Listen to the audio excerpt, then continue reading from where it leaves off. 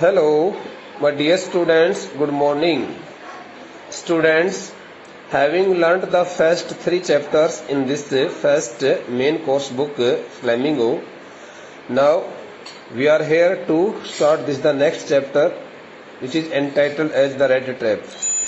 The chapter is really very interesting and we should take it, quite interestingly, without missing any word. I know it very well that you must have learned this is the chapter number 4th in the month of, I think so, in the month of maybe November or maybe December 2019, when the schedule of the annual examination had been given to you, and your concerned and respective lecturer would have surely taught you this is the chapter also. But no matter, we are here to learn this the chapter again, and this time I think if you had missed some important facts and important things, information regarding any word, regarding any character which you came to know about, which you came to know during the first time of this during the first time reading of this chapter. So let's start reading something first about the author. Selma Lagerlöf. Okay, but I think the word Lagerlöf can also be pronounced as Selma Lagerlöf. Selma Lagerlöf, but its correct pronunciation must be Lagerlöf. Okay, Selma Lagerlöf was a Swedish writer. She is female, whose stories have been translated into many languages. Selma Lagerlöf was a Swedish writer whose stories have been translated into many languages. Okay, this the writer is from Sweden, and this the Swedish writer has written so many stories, and her stories have been translated, from her native language into many other, from her native language to many other languages. So a universal theme runs through all of them. So there is no need to write about the theme here, because the theme is already given here in the introductory part of the author. In this introductory part of the author, a universal theme runs through all of them, because in almost all stories written by Selma Lagerlöf, one can see a common universal theme which runs through all stories. I believe that the essential goodness in a human being can be awakened through understanding and love. This is the universal theme. Try to understand it, and this the story which you are going to learn is also based on this universal theme.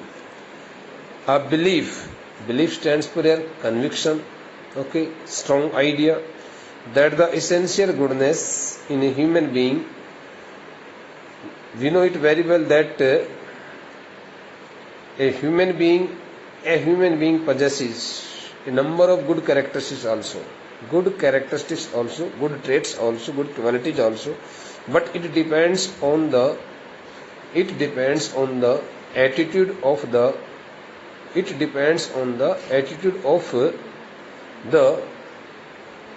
person who treats him, who comes into his contact. I believe that the essential goodness in a human being can be awakened, through understanding and love. This story is set amidst the mind's understanding and love. If we show our understanding, if we have a mutual understanding, and if we express love towards others, so in this case we can surely find some new thing in the heart, in the mind of the same person. The person whom we take a very wrong person, whom we take a very unsocial person, whom we take a very low quality man, so the same person can be can be seen at a very high understanding, at a very high quality. So this story is set amidst the mines of Sweden, rich in iron ore, which figure large in the history and legends of that country. The story is told somewhat in the manner of a fairy tale. So now let's start reading the expressions as given here in the beginning, before the story starts, at the outer part, at the periphery of this story. Here are some interesting expressions. Keep body and soul together.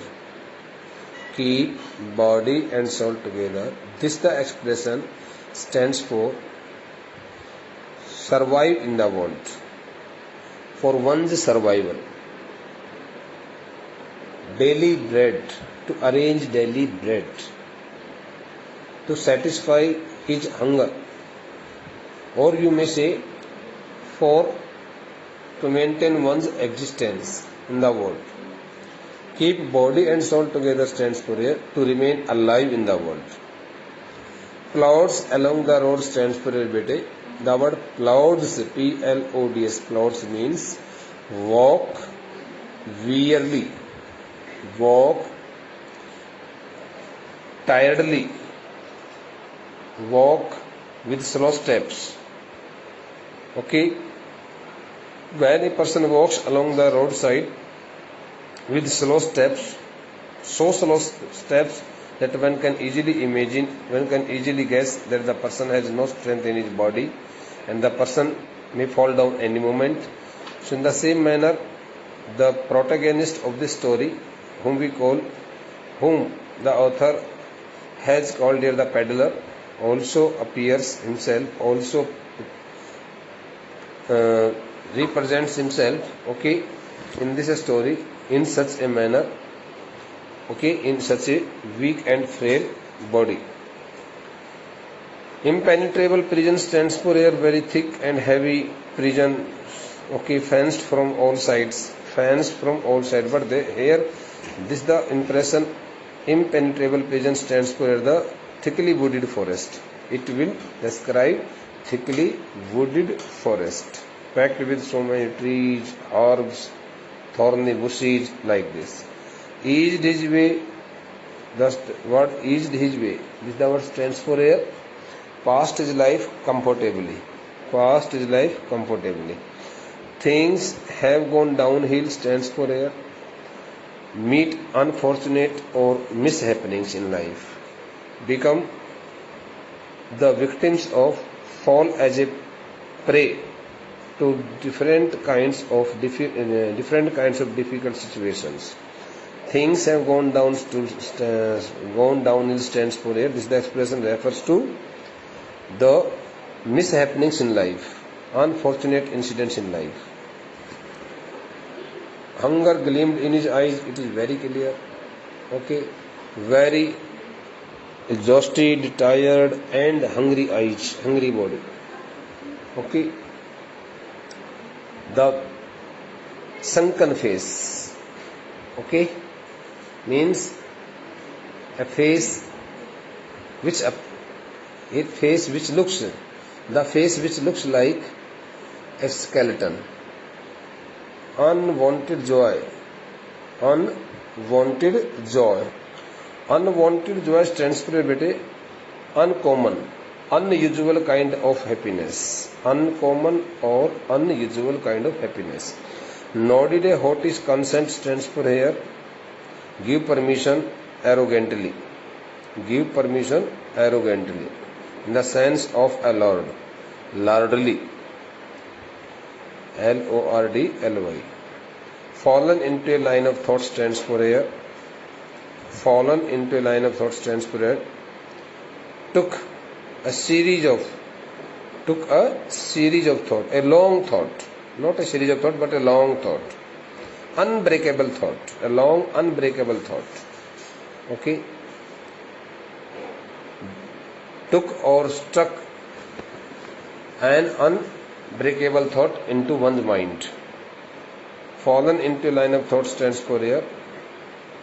Be engaged in a very long, interesting thought. These are the expressions. Keep body and soul together.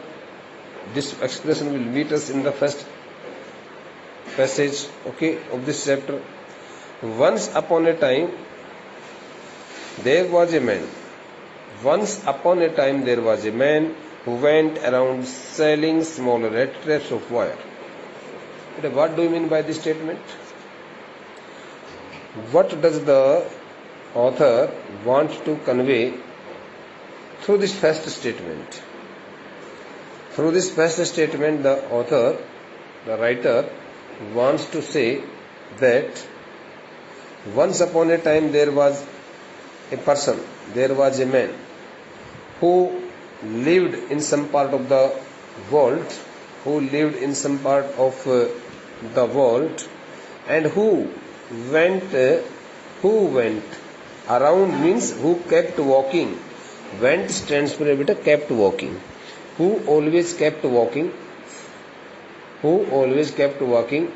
here and there.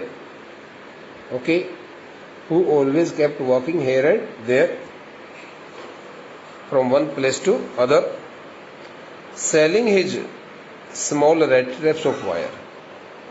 That the person kept walking with his red traps,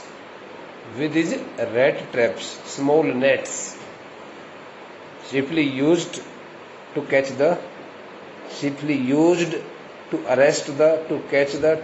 the mouse or the mice. A single one mouse or so many mice also. So once upon a time there was a man who went around selling small red strips of wire. The story begins with the description, short description, and the story begins with a unidentified introduction or description of a person who has been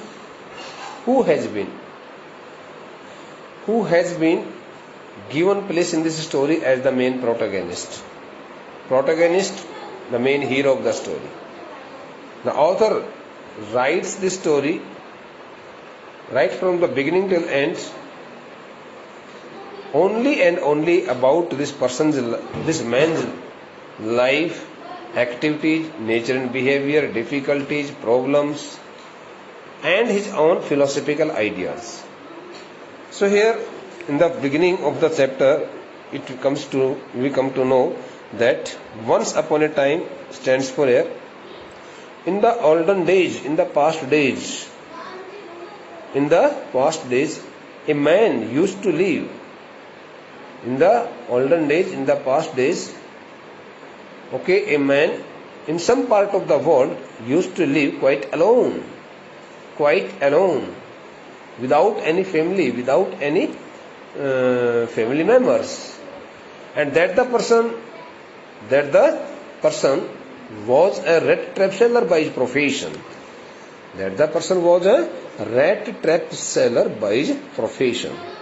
So the man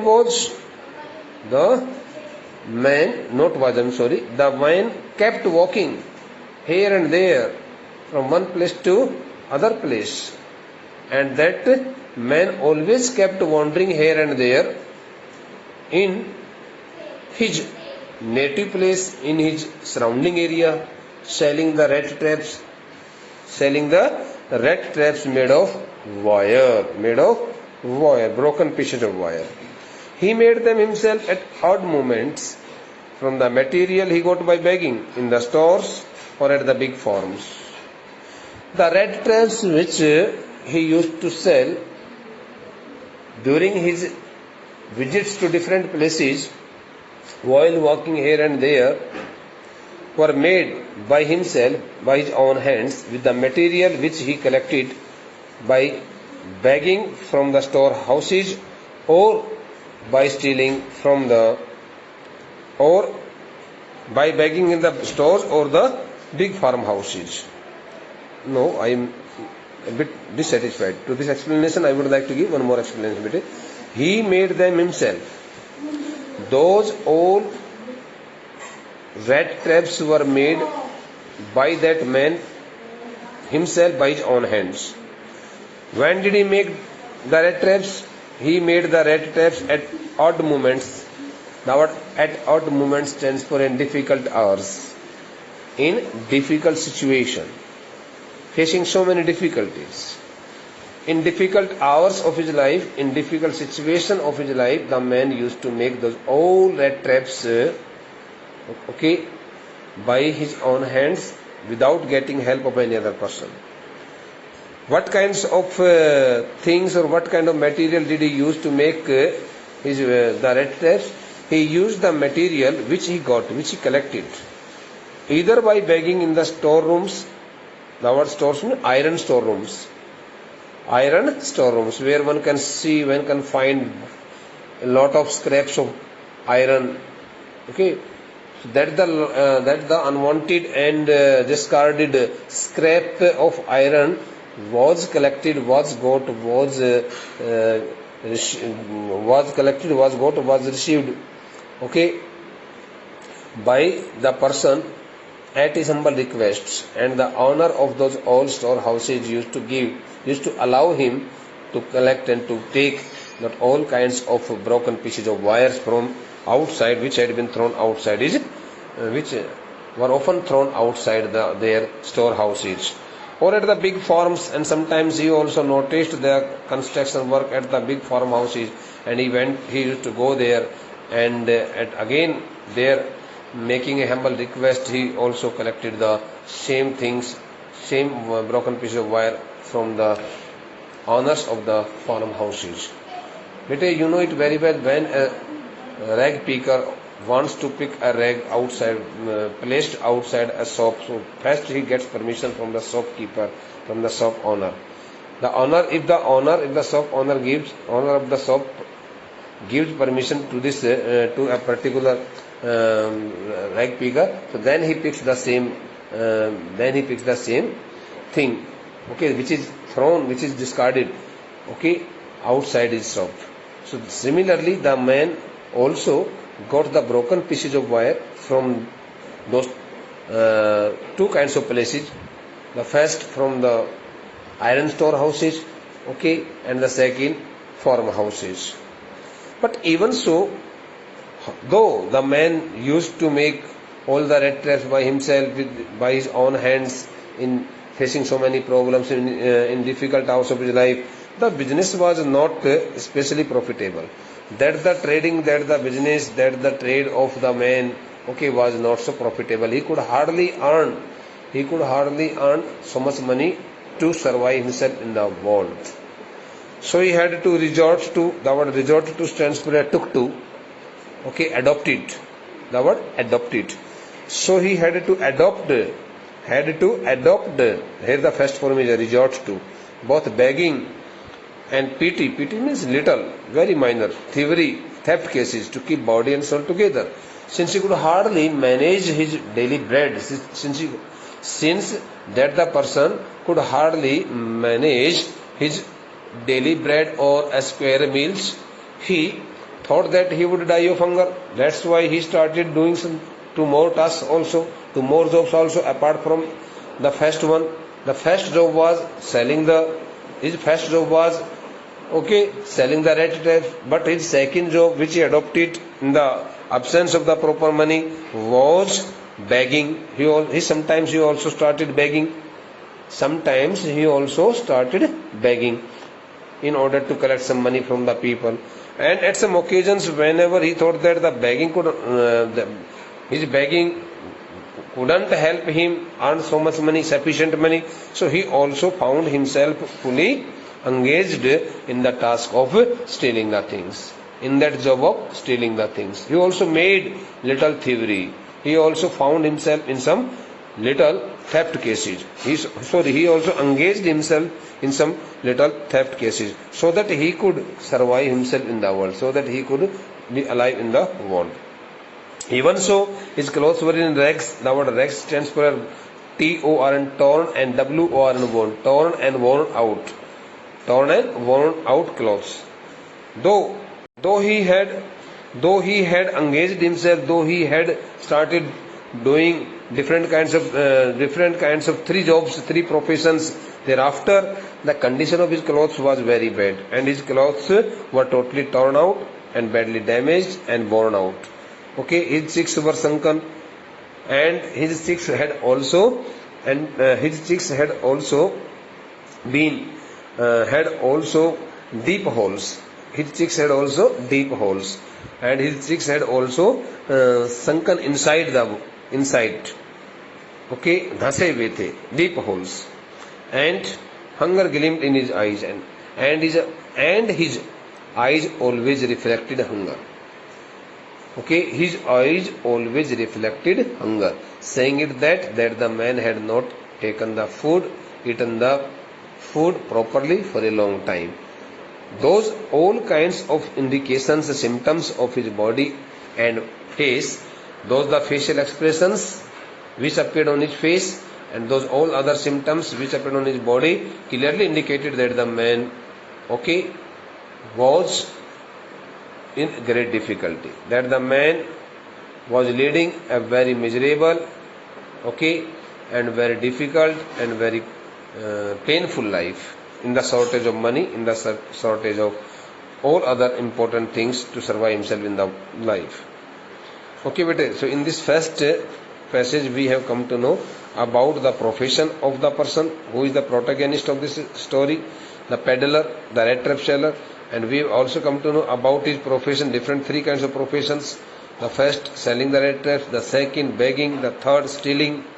And apart from these three, having engaged himself or having dealt himself in those all three kinds of professions, the man's condition was quite pitiable, miserable, and he could hardly, okay, manage the money to lead a very comfortable life.